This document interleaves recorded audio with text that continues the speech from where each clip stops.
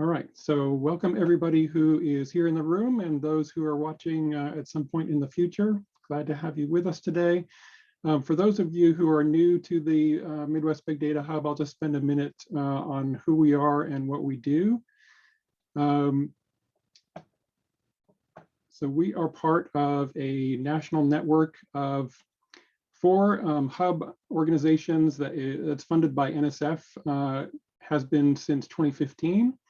And we have a sort of shared goal of building communities and collaborations related to data science.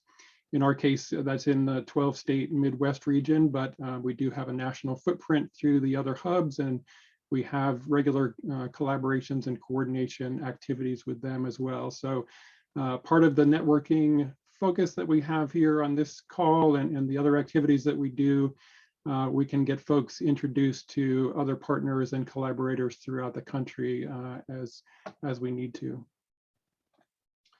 In the Midwest, we have several priority areas that we're focused on that have typically some disciplinary element to them. So you've heard from Ivo, who co-leads the big data and health side of things here, and Jeff, who leads the water quality side. We have some other areas as well. And then we have a couple of cross-cutting themes that really apply to all of those areas, both data science education and, as we'll talk about today, the cyber infrastructure piece of things as well. So these areas and themes are really driven by regional strengths and community interests that people have. And so that's where those come from. Now that these are relatively mature activities, we're trying to shift our focus a little bit to collaborations that cut across some of these theme areas. So integrating some of those topics in different ways, trying to do that through the seed fund program that we have as well. So always looking for new opportunities to bring together those different communities and look at new opportunities for partnership. This project is a partnership itself of 6 institutions in the Midwest. As I said, it's led by the University of Illinois here in Urbana-Champaign, but we have partner institutions across the region, and they make substantial contributions to all of these priority areas and other activities that we are engaged in. All right, so what is the purpose of this particular series? As I said, this is our first session today, and so we're happy to have your input as we go along on how we can make this better. But the concept really comes from a lot of community input that we've had in the past year or so about the need to bring people together from multiple disciplines to respond to large-scale proposal opportunities from various funding agencies. We're talking about NSF today, but that applies to NIH and other agencies as well. You know, really most of the large-scale projects today are not only multidisciplinary, but they're multi-institutional. And so trying to build a network of potential collaborators and partners across the region who can respond to large-scale proposals is really what we're trying to do here. We're doing that through a couple of different lenses. One is looking at early career researchers and the interests that they have in getting involved in larger scale science. And we're also trying to pull in institutions that are often left out of those larger activities. So non-R1 institutions, particularly minority serving institutions. In the Midwest, we have a large network of tribal colleges and universities as well.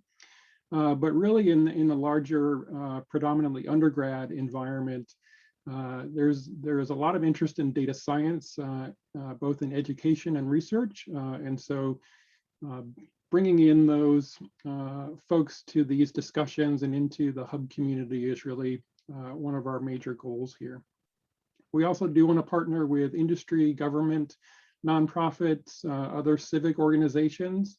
We do have an interest in translational activities. So we do not conduct research through our organization specifically, but we partner with researchers, and we want to help them make those connections from the academic research environment out into practice areas and application areas as well. So the plan for this series is to have a number of regular segments during the hour. You can think of this as being similar to a podcast in some ways, where we have a breakdown of a particular funding opportunity, talking through what that looks like, what the opportunities are there. We do plan to have some segments from early career researchers talking about their research activities, and also hearing from prior awardees for the programs that we're talking about to get a sense of what their experiences were, what they would tell new folks in terms of how to propose successfully, what to avoid, what they would do again if they had the opportunity. And then at the end, we do want to reserve time for individual discussions amongst participants, either in a speed networking format if we have a large enough number of people, or small group discussions as well. We have breakout rooms that we can set up and have people join those for individual discussions about potential opportunities for collaboration. So we intend this to be an educational kind of event, but also a way to make some new connections with folks that you don't already know. We have a number of resources that we've set up to accompany this, this real-time webinar. So on our website, we have a page dedicated to this that will have the upcoming sessions there, and we have a form where you can provide some input on sessions that you would like to see in terms of solicitations or other topics. We also do have a Slack community that we just set up, which provides a way to do some networking outside of this real-time event. We'll also have additional information posted there on solicitations that may be relevant to people on the call. And again, a way to provide your input on how we can make this better for you. We do have a shared Google Drive with the running notes document. We'll go ahead and put that link in the chat for you if you'd like to make notes there or follow any of the links that we have to any of these resources. One of the things that we've compiled and we intend to do going forward is make a list of the awards in the region that have been made under whatever solicitation that we're talking through. So for today, for example, we have the CSSI and CCRI awards that have been made by NSF in the Midwest available in a spreadsheet through that Google Drive. And so, you can see what other people have already proposed. Certainly feel free to follow up with them as well. And that, provides a resource that we can take forward and use for future activities. We will also have, as I said, a YouTube playlist of all of these recordings going forward as well. So folks who are not able to join in real time can follow up with that afterwards. I did want to mention a couple of ground rules. So we are, as an NSF project, we have a code of conduct that we follow. And so all of our activities come under that. As I said, this is a multidisciplinary kind of discussion that we want to have. And so, there may be disciplines that you're unfamiliar with, and we want to hear from all of those participants. All of their areas are equally of interest to us. We also are aware that research proposing is a competitive process. And so there may be situations where folks are on the call who may end up submitting separate proposals and being in competition with each other. And we want to be aware of that and be cognizant of the fact that people may not be willing to have super detailed discussions about their proposal ideas, but this is a venue where we can have more general discussions about the topics and the expectations of the funding agencies around these solicitations. If you do have one-on-one conversations with folks about particular proposals, I would say the default is probably that those are private. And so again, keeping that competitive and confidential nature of proposing in mind when you have those discussions is probably a good rule of thumb there.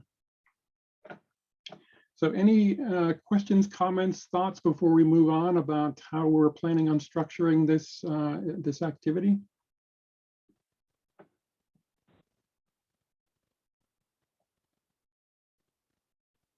All right, we're always willing to hear your thoughts about what we can do to make this better. I did want to mention the role of the hub in some of these activities.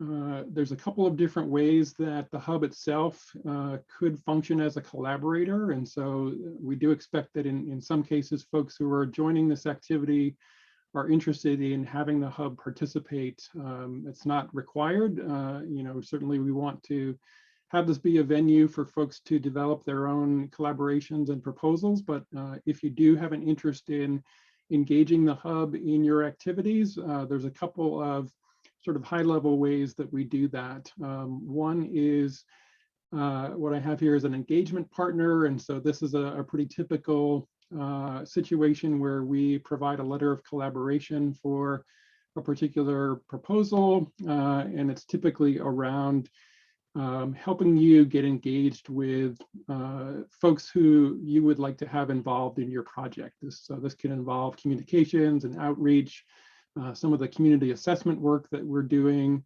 and certainly participation in activities of the hub. We have a number of webinars and meetings and other activities that we would be happy to have you participating in whatever form makes sense for you. So that kind of engagement really has pretty minimal funding sort of levels. We often do this as a service to the community as a part of our role in building partnerships and collaborations. But there is a possibility in some cases for a deeper kind of engagement for the hub. So it could include the similar activities that I mentioned before, but also levels of more pure partnership on a project, developing the methodology, developing the project activities, and functioning more as maybe a sub-award, as a co-PI, you know, a more in-depth kind of role. We're open to those activities. And of course, that would involve more funding to cover the costs of our engagement there. I did want to note that we are a neutral party in the region. And so we are very often providing letters of collaboration to multiple proposers who are responding to a single solicitation. So one example, NSF today just announced the latest round of HDR Institute awards, and we had provided 2 letters of collaboration to awardees who received those Institute awards today. That typically is not problematic to be in that role. We're supporting both of those equally, but it's just something to be aware of, that we are in that natural situation of supporting multiple people.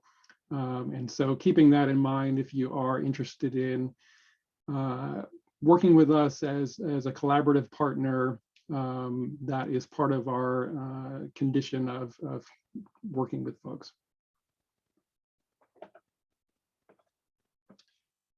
All right, so let's spend a few moments talking about the solicitations under discussion today. These are both cyber infrastructure related. I have a little breakdown here that talks through the different elements of these and compares them. I'm assuming that folks have probably looked at the basics of these solicitations, so we won't get into them in a lot of depth, but just as a high level view, you can get a sense of what the scope and range of these are in terms of how many awards NSF intends to fund in this particular round. It's about 25 to 35 across those 2 solicitations. They each have 3 tracks, and we can talk through what the differences are. for those tracks, but to give you a sense, we're talking about the sort of $500,000 to 5 million range of funding, and so it's a pretty wide range of funding levels for these over a varying number of years for those awards. So obviously you need to take that into consideration when you're developing the scope of the work and what kind of activities you want to develop as a part of these projects, but that gives you a general sense of what the scope of those budgets looks like. I think one of the differences here between these two in reading through them is the CSSI program is really a pan-NSF kind of solicitation. So there's multiple directorates and multiple departments in NSF who are engaged in this particular program. This is led out of the CISE directorate, or the CISE directorate and the Office of Advanced Cyberinfrastructure, but there are many other units at NSF who are interested in CSSI proposals. And so if you look at the solicitation, they have those listed out and what the specific interests of those directorates are. They give you quite a bit of guidance about what exactly they're looking for. Whereas in the CCRI case, this is exclusively a CISE program.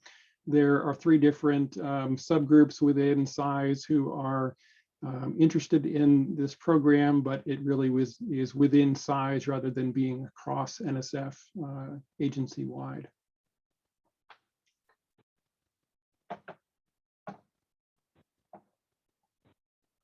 Just a couple other things to mention here. The CSSI program this year now has mechanisms to request additional resources to support the projects that are being proposed. Some of those are high throughput computing resources through a different NSF program.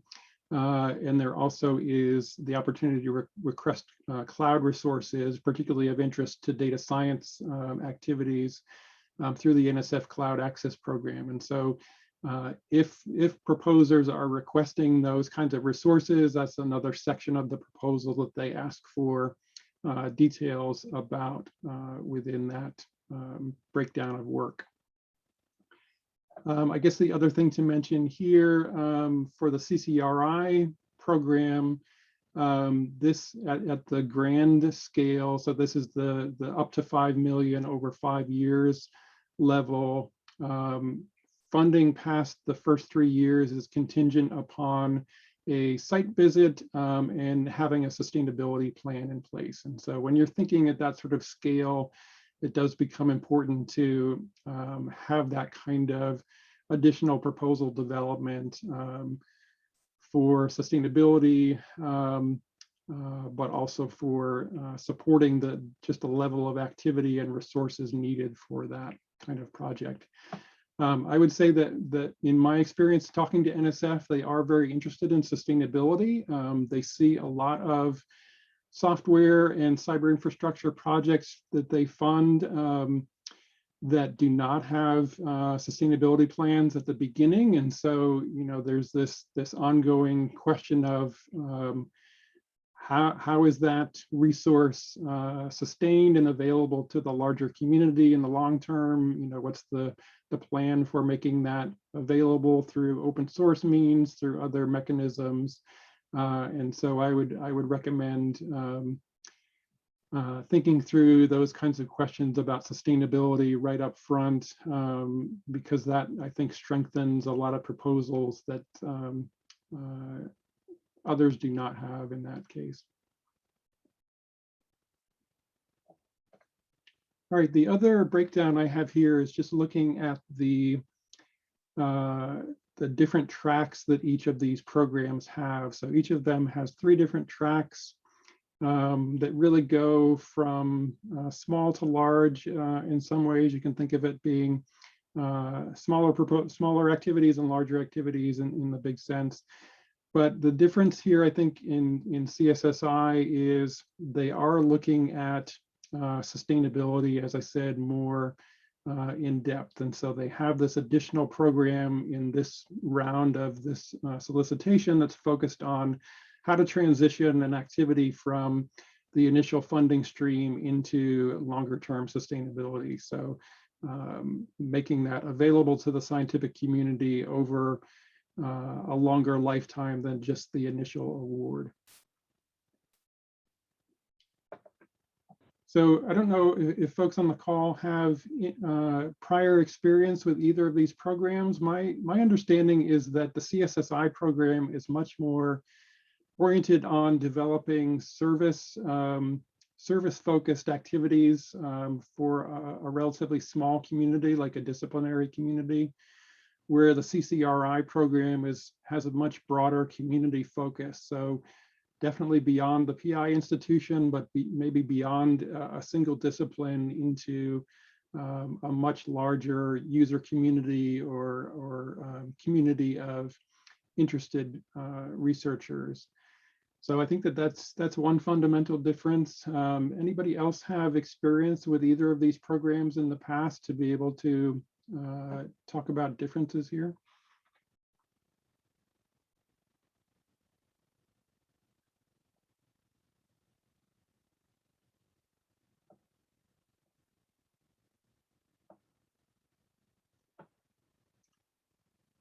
All right, so I think the CSSI is pretty clear in terms of its breakdown. CCRI is a little different in terms of the level of detail that they are providing in the solicitation about the breakdown here. So NSF is pretty good about having planning grants available, whether it's for these kinds of activities or for some of the other institute activities that they fund, like the AI institutes or the HDR institutes that I mentioned earlier. And so having that pre-planning process of understanding the community needs, understanding what the scope of a manageable project looks like, and getting that developed prior to submitting a full-scale center or institute or large-scale facility kind of project. They're very much on board with that kind of activity. They want to make sure that their investments are well spent and given to groups that have solid plans in place, and so they're willing to provide that sort of seed funding to groups to do that preliminary work around understanding the community needs and understanding the scope of that work. So that's sort of the distinction between planning and the other two. NSF also sort of makes distinctions in a number of programs between small to medium scale projects and then very large projects, multi-million-dollar, multi-institutional kinds of awards. There are projects that are even larger than this that are sort of center level and what they call large facility awards that are in the sort of tens of millions of dollar range as well. But I think that the model is pretty similar, planning grants, and then a distinction between a small community versus a larger community.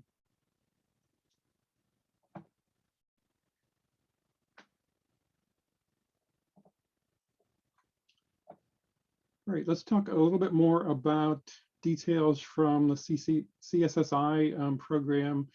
They do have a webinar coming up in mid-October. This will probably be a typical NSF webinar where they walk through the details of the solicitation and have some Q&A from the audience. There usually isn't much new on those calls. It's more clarification and making sure that people understand the details of the solicitation. If you are considering a proposal, though, it is informative to join those webinars.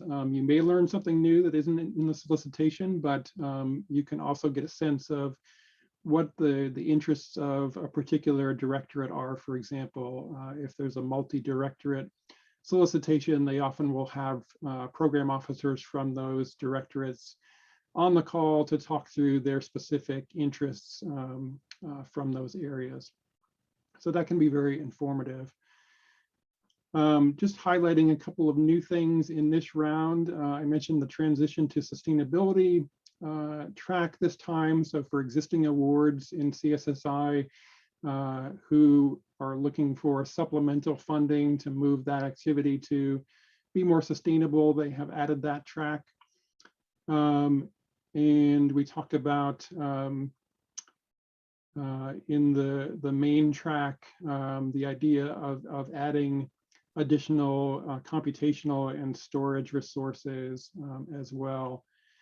One of the other things that they added was a particular requirement for projects that have professional staff on their teams, which I think will be the case in most of those proposals, that the PI include a professional development and mentoring plan for those staff. So if you're familiar with a postdoc mentoring plan from other NSF programs, I think this sounds pretty similar to that, but it's really targeted at software professionals, research software engineers, for example, and other CI and data science professionals.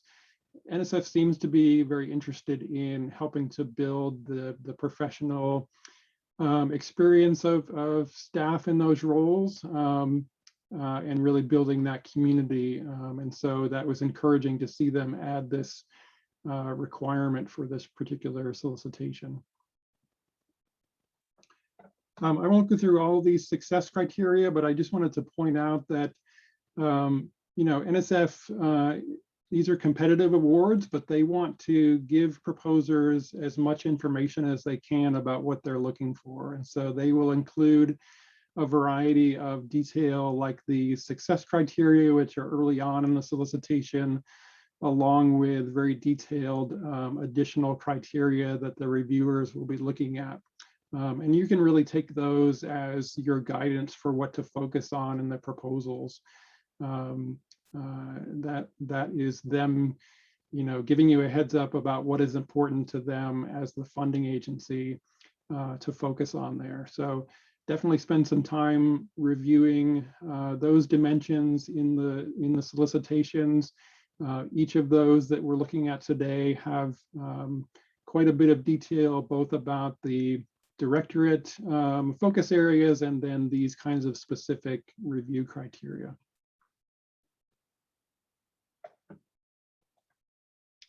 Any other thoughts about CSSI that folks on the call have?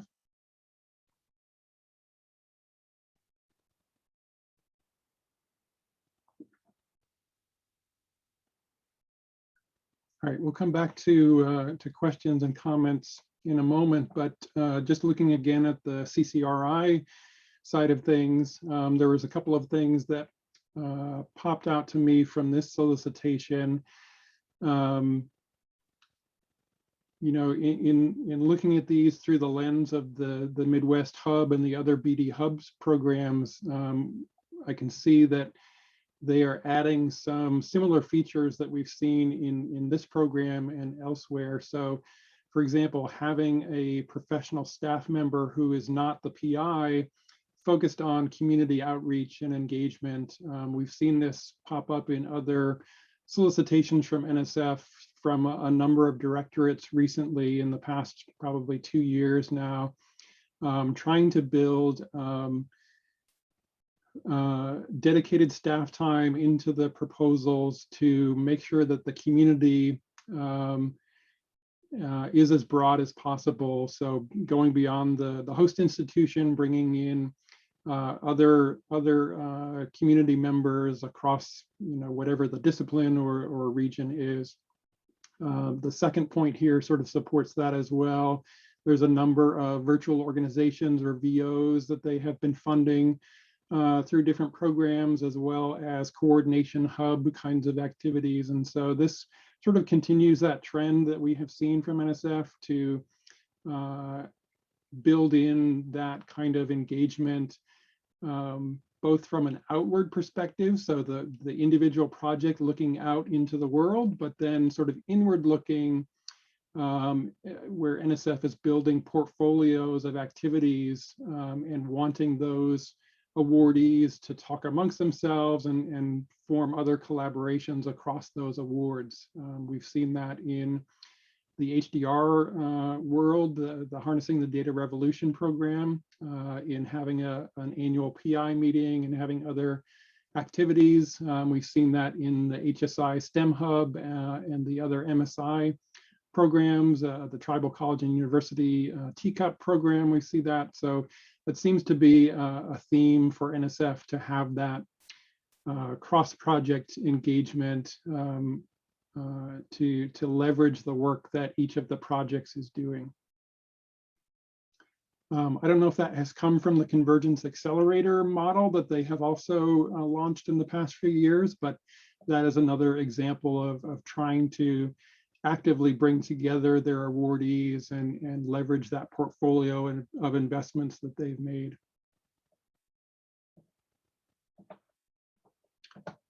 All right, so again, I won't go through all the details of the criteria here for evaluation, but again, they provide a significant level of information to proposers here, and that should be a guide for anybody who is developing a proposal for either of these. So at this point, I want to open it up to discussion for anybody on the call here. As I mentioned earlier, we have the list of existing awards available for folks to check out. I have reached out to a number of those folks to ask them to share their experiences. The three who responded to me had conflicts for today, but they have planned to add some notes into our Slack community about their experiences and what they would suggest to new proposers for these programs. So we'll look forward to having them participate that way. But I wanted to talk through any prior experiences that folks on this call have had with either of these programs or with other, related cyber infrastructure kinds of activities. NSF funds a range of these things beyond just these two programs. And so any other thoughts and experiences that folks on the call have around cyber infrastructure, we're happy to get into that discussion. And in particular, talking about needs that folks on the call have that may be addressed by these two solicitations. So let's go ahead and open it up to that discussion. I don't know, David and Sarah, do either of you have particular projects in mind that you're willing to talk through, or particular needs that you see in your communities for some kind of cyber infrastructure resources? Yeah, I wanted to ask as well, these projects or some of the solicitations fundings, has anyone had any success with getting any kinds of internships or any type of funding for scholarship for students throughout these different programs that have been offered? Great question. In the NSF world, there are a number of mechanisms to fund students. The REU programs, the Research Experience for Undergrads, is one that is pretty common that I would say to take a look at. Other programs that folks on the call are familiar with?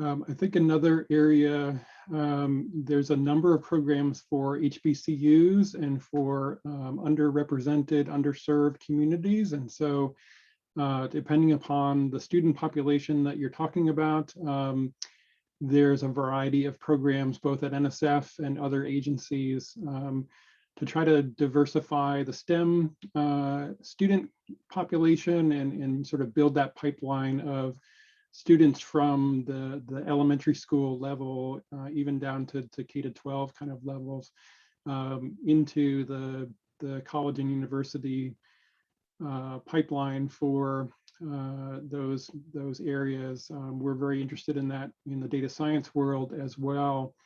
But NSF is very supportive of those kinds of funding opportunities for students. And so that certainly could be a topic that we talk through on this call in the future as well. The Includes program is another one that I would recommend, David, taking a look at. It's just the word includes, it's all in capital letters. I don't remember all the words in that acronym, but if you search for NSF Includes, you should find that one as well. Thank you.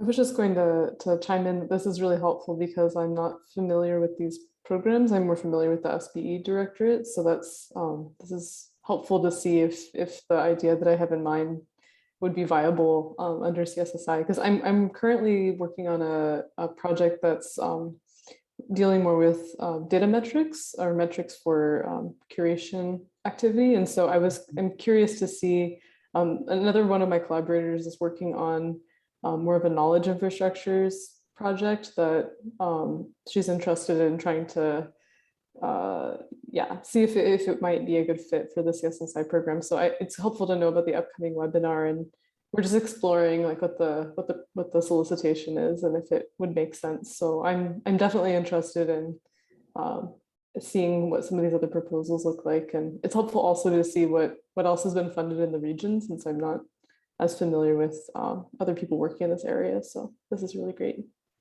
That's great. Glad to hear that.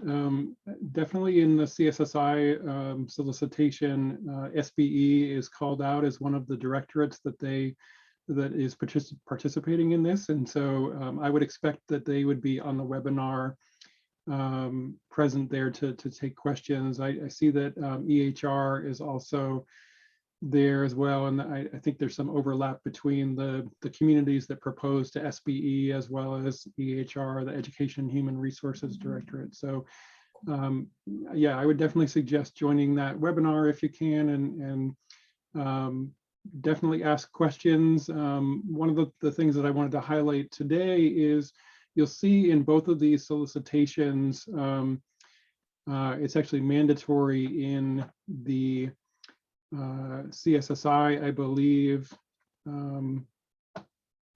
Yeah, so letters of intent, for CSSI, you don't have to submit a letter of intent to propose, but they do encourage potential proposers to reach out to whatever relevant program officer relates to your area. And so I wanted to just note for folks who may not be as familiar with NSF, that when they say, first of all, if they say that you should reach out to a program officer, they're not kidding, you really should. But even if they don't require that, that's part of the job of program officers, is to talk to potential proposers. And so I want to encourage folks to reach out to POs in their area and talk through what opportunities are, because that is really helpful for early career folks and for others who are unfamiliar with NSF to get a sense from the people who lead those areas what their interests are and needs are from the research community. So definitely encourage you to, whether they're on the webinar or not, reach out to the SBE program officer for this solicitation, and I'm sure they'd be happy to talk through your ideas with you.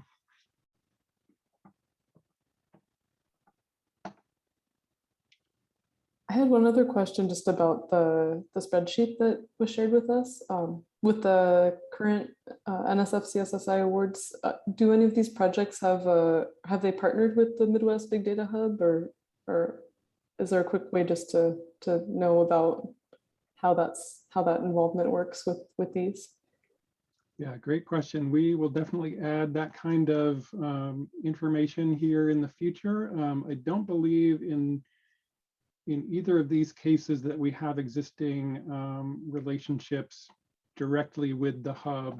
The one that I'll note is sort of marginal is the Clouder research data management platform that is based here at the University of Illinois. in the National Center for Supercomputing Applications where we're based. And so I'm very familiar with that project and collaborate with those folks on other activities, but it's not a Midwest hub kind of partnership. But I think that's useful to think about, you know, who are the existing partners that we may have in some of these programs, and what can they tell us about their experiences. That was the intent in having folks join the call who are our prior awardees and talk through that. So we'll plan on doing that for sure going forward for other programs. Great, thank you.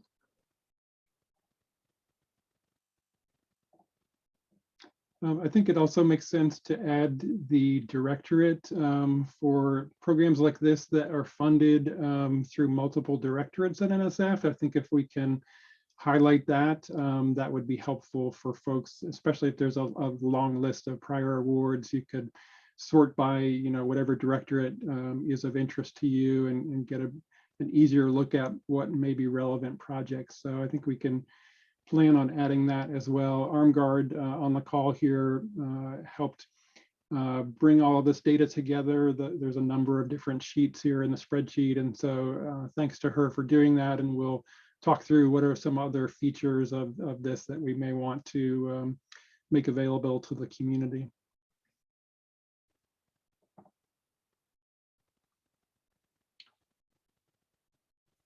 All right, we have about 10 minutes left here. Ivo or Jeff, do you want to talk about cyber infrastructure needs of your particular communities at all? Is that a topic that you want to get into on this particular call? I'm not sure.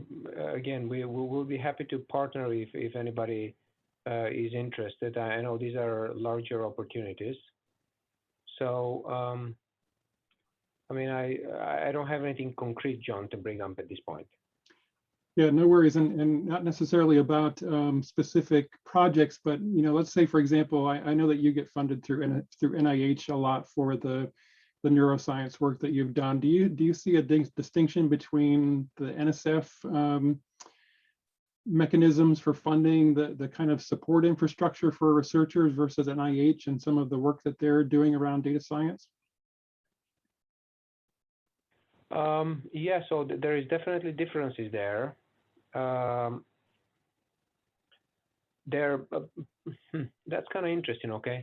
The NSF, obviously, the National Science Foundation tries to stay away from health, not to step on NIH toes and vice versa. But lately they've been partnering, so many of the mechanisms are actually trying to bring together the quote unquote STEM disciplines with the more applied health science disciplines.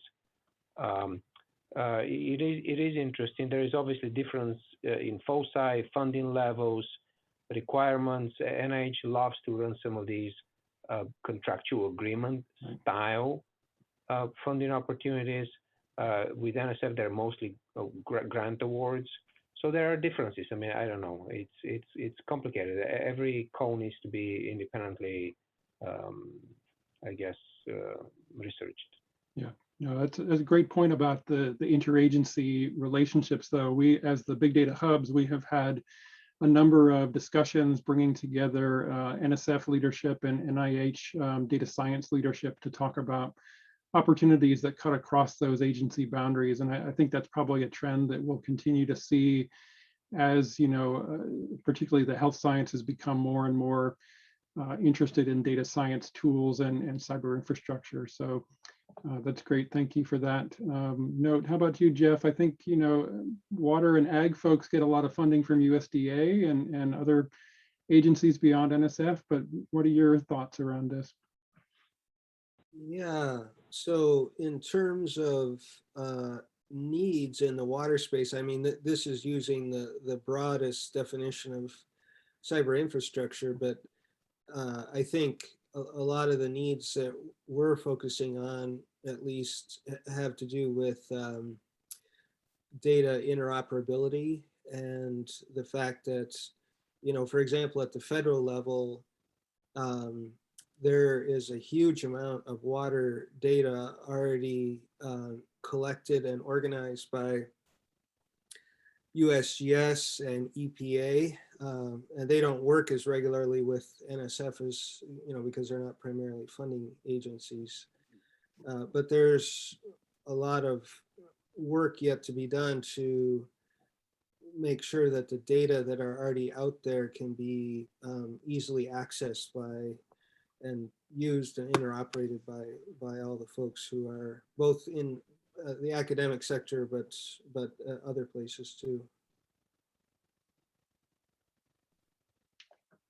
Yeah, I think that that's another trend that we have seen across agencies is trying to get a handle on how much data is out there and how it can be shared across different projects so that they're not funding over and over the same kinds of data collection, but they're, again, trying to leverage those investments to have people share and make that data available beyond their projects.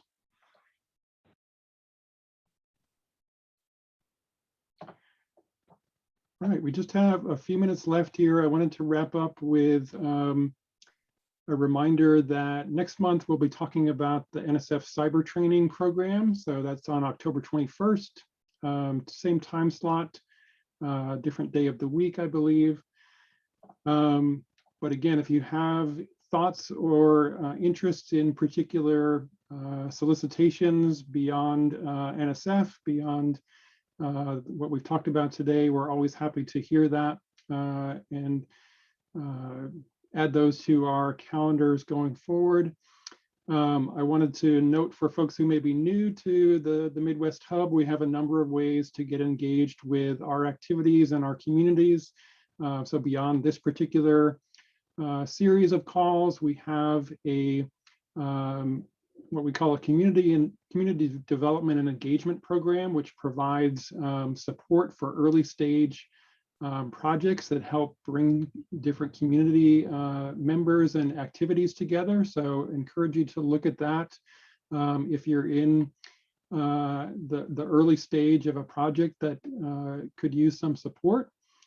We also have a couple of other communities focused more on education. One is focused on the carpentries organization, so data carpentry, software carpentry, library carpentry, helping with skills development and building a network of instructors throughout the Midwest. That's our Midwest Carpentries community. We have a student-focused community that is building a network of data science student organizations in the region, along with individual student participation as well. We have a upcoming community meeting in late October that I'd encourage you to check out. That's free registration. It'll be online. And so to learn more about our community, that would be a great event to join. But we also have some static resources on our site as well, like the Event in a Box toolkit that we have to help folks develop activities and events through a number of templates and other resources. So I encourage you to check that out. In terms of other funding opportunities, we do have a web page that lists a variety of opportunities from different agencies that are focused on data science. So to explore more of those, feel free to take a look at that. Any last questions or comments before we wrap up today?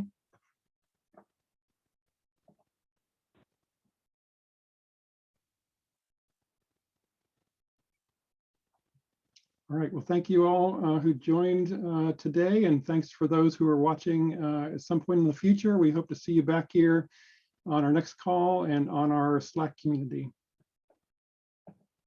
Thanks, everybody. Thank you.